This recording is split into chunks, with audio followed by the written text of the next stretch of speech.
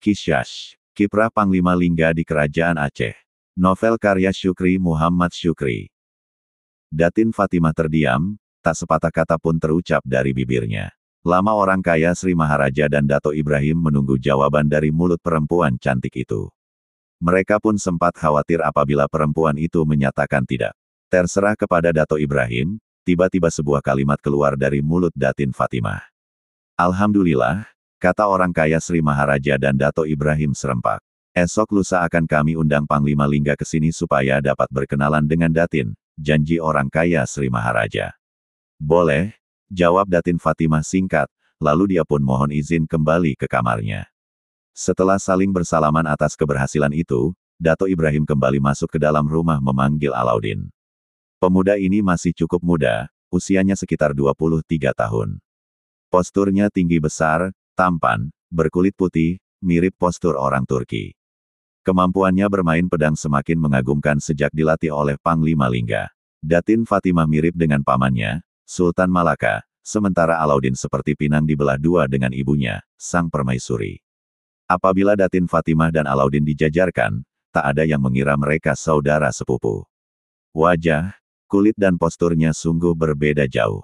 Ini Alauddin, kata Dato Ibrahim yang muncul dari balik pintu. Oh ya, silahkan duduk, kata orang kaya Sri Maharaja menyilakan Alauddin duduk di depannya. Alauddin bersila di atas tikar pandan di teras rumah tamu kerajaan itu. Rambutnya hitam legam, dibiarkan tergerai sampai sebahu.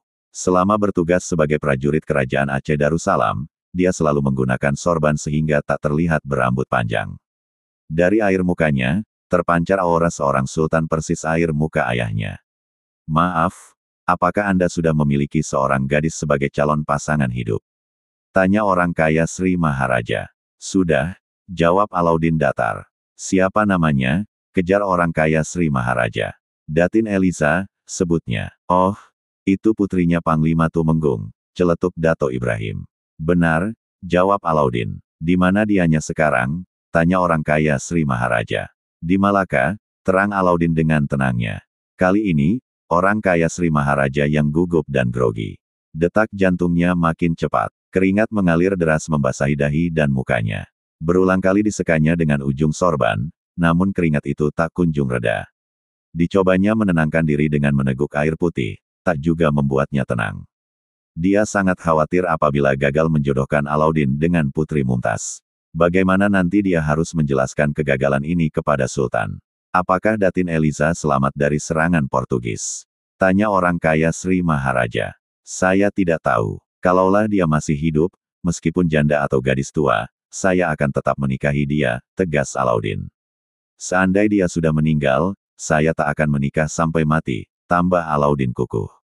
Kenapa begitu? Kejar orang kaya Sri Maharaja penasaran. Begitu janji kami waktu itu. Istilah kami janji darah, sebut Alauddin.